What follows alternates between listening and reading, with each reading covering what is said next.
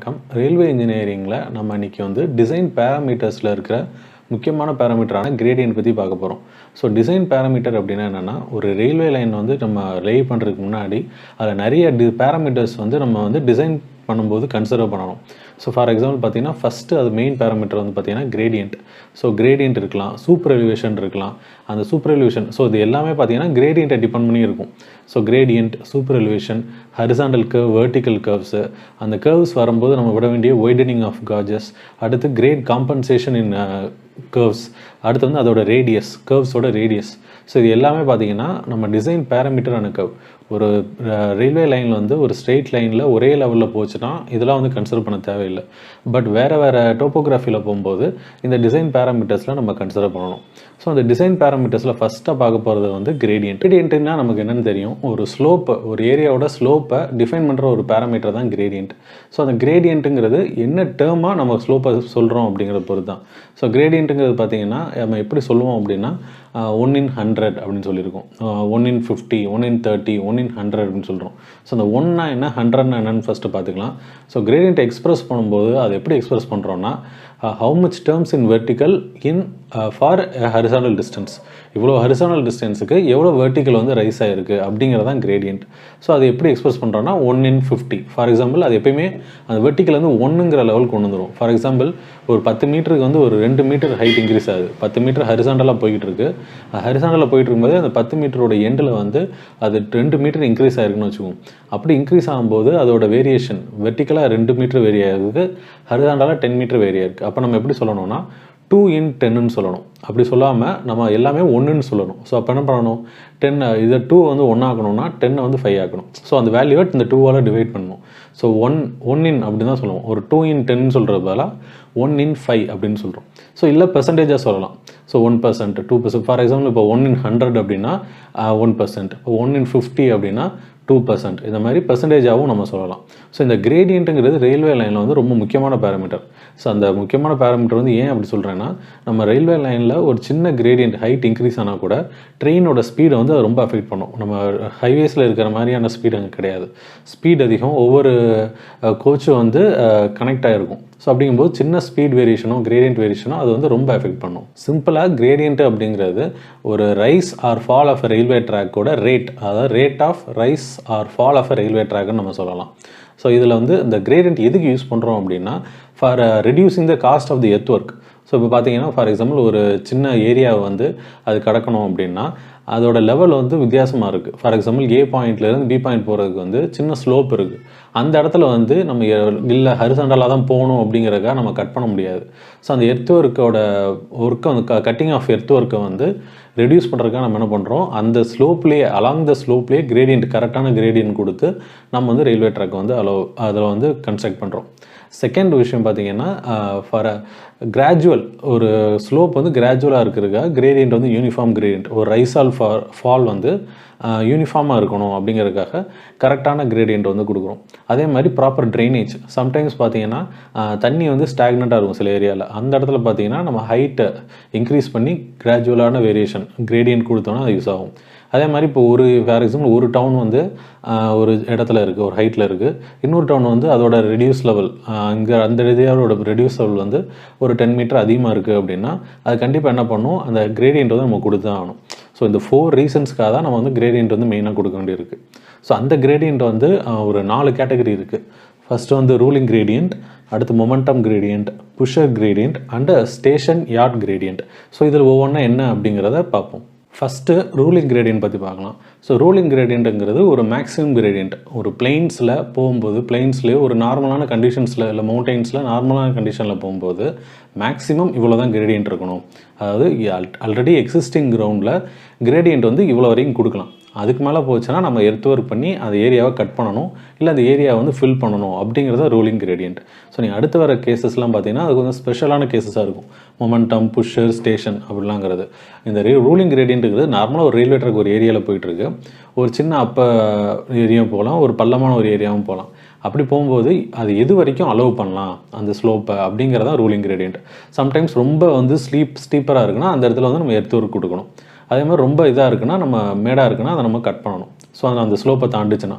So அது பேர் தான் பார்த்தீங்கன்னா ரூலிங் கிரேடியன்ட். அதாவது maximum gradient which is allowed for a railway track. அதான் வந்து ரூலிங் கிரேடியன்ட்.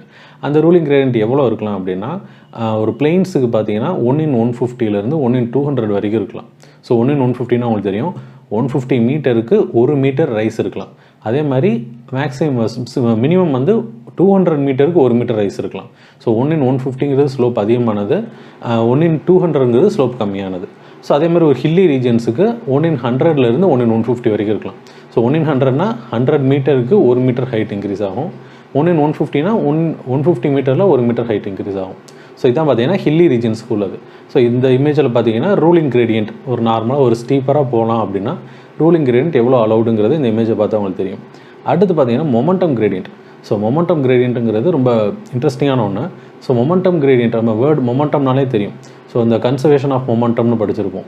ஸோ ஒரு சைக்கிளில் வந்து ஒரு தெருவில் வந்து ஒரு மேட்லேருந்து நம்ம இறங்கி வரோம்னா அந்த ஸ்பீடை வச்சே பார்த்தீங்கன்னா இன்னொரு மேடு மேலே நம்ம ஏறிடலாம்.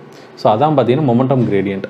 ஸோ அந்த மொமெண்டம்ங்கிறது ஃபார் எக்ஸாம்பிள் ஒரு சைக்கிளில் இல்லை ஐஸ் கட்டியில் வந்து இந்த மாதிரி சறுக்கிட்டு வருவாங்கள்ல, சறுக்கிட்டு வரும்போது அப்படி சறுக்கிட்டு வர்றாங்க அப்படின்னா அந்த சறுக்கிட்டு கீழே வரும்போதே பார்த்தீங்கன்னா ஃபோர்ஸாக கொண்டு வருவாங்க.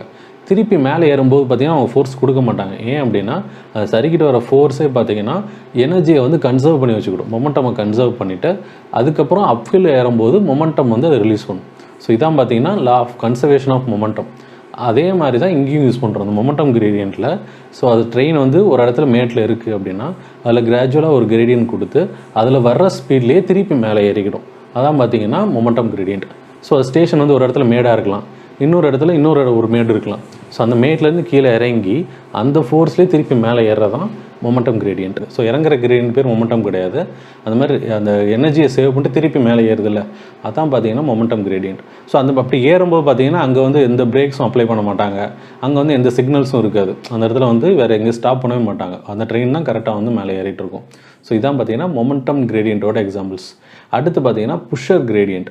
ஸோ புஷர் கிரேடியன்ட் அப்படின்னா என்னென்னா மவுண்டெயின் ரேஞ்சன்ஸில் வந்து நம்ம ஆர்டிஃபிஷியலாக கொடுக்குற கிரேடியன்ட். ஸோ ரொம்ப ஸ்டீப்பான மவுண்டெயின்ஸு அந்த இடத்துல வந்து நம்ம எர்த்வொர்க்கு வந்து ராக் இருக்குது, பர்ஸ்ட் பண்ணி எடுக்க முடியாது அப்படிங்கிற டயத்தில் நம்ம புஷர் கிரேடியன்ட் கொடுப்பாங்க. ஸோ அது வந்து பார்த்திங்கன்னா நம்ம நார்மல் 1/150 1/100 விட இன்னும் ஸ்டீப்பராக இருக்கும். அந்த இடத்துல பார்த்தீங்கன்னா எக்ஸ்ட்ரா இன்ஜின் கொடுப்பாங்க. எக்ஸ்ட்ரா இன்ஜின் கொடுத்து திருப்பி வந்து அந்த ட்ரெயினை வந்து மேலே ஏற்றுவாங்க. ஸோ இதான் பார்த்தீங்கன்னா புஷர் கிரேடியன்ட். அடிஷ்னலாக ஈவன் தோ ஹில்லி ரீஜன்ஸ்குள்ளே நம்ம இது இருந்தாலும் லிமிட் இருந்தாலும் அதையும் தாண்டி பார்த்தீங்கன்னா சில இடத்துல வந்து ஹில்லை வந்து குறைய முடியாது. ஒரு டன்னல் கட்டுற காஸ்ட் வந்து அதிகமாக இருக்கலாம். ஸோ அந்த டயத்தில் பார்த்தீங்கன்னா இது எக்ஸ்ட்ரா இன்ஜின் கொடுத்து ஏற்றிக்கலாம் அப்படிங்கிறதுக்காக டிசைன் பண்ணியிருப்பாங்க. அது பேர் தான் புஷர் கிரேடியன்ட். புஷர் கிரேடியன்ட் எவ்வளோ இருக்கலாம் அப்படின்னா இப்போ வெஸ்டர்ன் காட்ஸில் இப்போ நம்ம நீல்கிரிஸில் இங்கெல்லாம் பார்த்தீங்கன்னா ஒரு 1/37 வரைக்கும் வந்து ஸ்டீப்பராக இருக்கும். பாருங்கள் 1/100 வந்து நார்மல், அதான் லிமிட்டு. பட் இங்கே வந்து 1/37 வரைக்கும் இருக்கும். ஸோ அதில் வந்து அடிஷ்னல் இன்ஜின்ஸ் யூஸ் பண்ணி புல் பண்ணுவாங்க. அடுத்து பார்த்தீங்கன்னா இன்னொரு டார்ஜிலிங் ரயில்வே ட்ராக், டார்ஜிலிங்லாம் பார்த்தீங்கன்னா 1/25 வரைக்கும் இருக்கும். ஸோ 25 மீட்டருக்கு 1 மீட்டர் ரைஸ் வந்து இருக்கும். ஸோ அது வந்து இன்னும் கொஞ்சம் வந்து ஸ்டீப்பராக இருக்கும். அடுத்து பார்த்தீங்கன்னா நம்ம பார்க்க போகிறது ஒரு ஸ்டேஷன் யார்ட் கிரேடியன்ட்.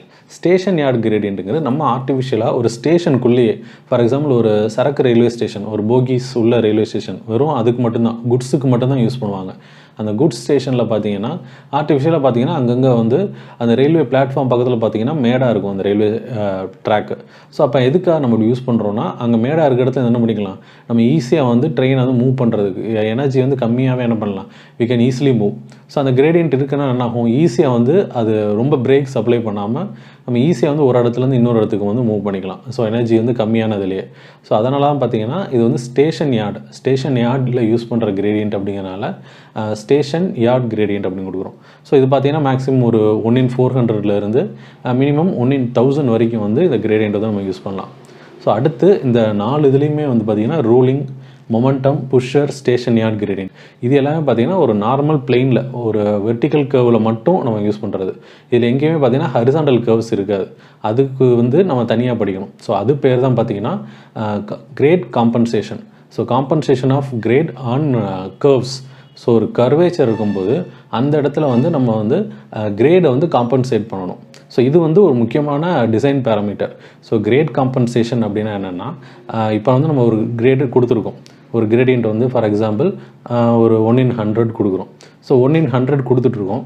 திடீர்னு பார்த்தீங்கன்னா அந்த இடத்துல ஒரு ஹரிசாண்டல் கர்வ் வருது. ஸோ அந்த ஹரிசாண்டல் கர்வில் பார்த்தீங்கன்னா அதே கர்வ் கொடுத்தோம் அப்படின்னா ட்ரெயின் வந்து பார்த்தீங்கன்னா டீரெயில் ஆகிறதுக்கு வாய்ப்பு இருக்குது. அதனால் என்ன பண்ணுவாங்கன்னா, ஃபார் எக்ஸாம்பிள் 1/100ல் ஒரு கிரேடியண்ட்டில் போயிட்டு இருக்கும்போது திடீர்னு டேர்ன் பண்ண வேண்டியது வந்துச்சுன்னா அந்த இடத்துல அந்த கர்வேச்சர் வந்து குறைச்சிக்குவாங்க. 1/100ங்கிறத அதில் ஒரு 20% ஒரு 10% குறைச்சிக்குவாங்க. 1/100ன்னு இருக்கிறத 1/120 1/130 அப்படி ஆக்கிக்குவாங்க. ஸோ அப்படிங்கும்போது அந்த ஸ்லோப் வந்து கொஞ்சம் ஃப்ளாட் ஆகும். ஸோ அப்போ நம்ம திரும்புறதுக்கு வந்து ஈஸியாக இருக்கும். நீங்கள் நார்மல் பிரிட்ஜில் பார்த்தீங்கனாலே தெரியும். ஸோ நார்மலாக நம்ம ரோட்டில் டேர்ன் பண்ணும்போது திடீர்னு ஒரு பிரிட்ஜில் ஏறிட்டு இருக்கும்போது திடீர்னு திரும்பும்போது என்ன பண்ணுவாங்க, அந்த இடத்துல அதே கர்வேச்சர் இருக்காது, அதே ஸ்லோப் இருக்காது, கொஞ்சம் ஃப்ளாட்டாக இருக்கும். அது பேர் தான் கிரேட் காம்பன்சேஷன். ஸோ 1/100ல் போயிட்டு இருக்க வேண்டியது ஹரிசாண்டல் கர்வ் வரும்போது கொஞ்சம் அது ஃப்ளாட் ஆகும். அதான் பார்த்தீங்கன்னா கிரேட் காம்பன்சேஷன் ஆன கர்வ். ஸோ அது வந்து ஒவ்வொரு ட்ராக்குக்கும் வேரி ஆகும். ப்ராட் கேஜ் கர்வில் பார்த்தீங்கன்னா 0.04% for example horizontal degree curve வச்சு அது டிபெண்ட் பண்ணியிருக்கும். ஃபார் எக்ஸாம்பிள் 1 டிகிரி வந்து கோருது அப்படின்னா நம்ம 0.04% வரைக்கும் கிரேடியன்ட் வந்து கம்மி பண்ணிக்கலாம். அதே மாதிரி தான் மீட்டர் கேஜ்லேயும் நேரோ கேஜ்லேயும் அது தந்தாப்பில் என்ன பண்ணலாம், 1 டிகிரி ஆஃப் ஹரிசாண்டல் கர்வுக்கு 0.03% வந்து நம்ம இது பண்ணிக்கலாம். அதே மாதிரி தான் நேரோ கேஜ்லேயும். வீடியோவில் கிரேடியன்னா என்ன, அதோட கேட்டகரி, அப்புறம் கிரேட் காம்பன்சேஷன் பற்றி பார்த்தோம். ஸோ இன்னும் அந்த மாதிரி ரயில்வே பற்றி நிறைய வீடியோ பார்க்கணும் அப்படின்னா அந்த சேனலை சப்ஸ்கிரைப் பண்ணுங்கள். உங்கள் ஃப்ரெண்ட்ஸுக்கெல்லாம் வந்து ஷேர் பண்ணுங்கள். தேங்க்யூ.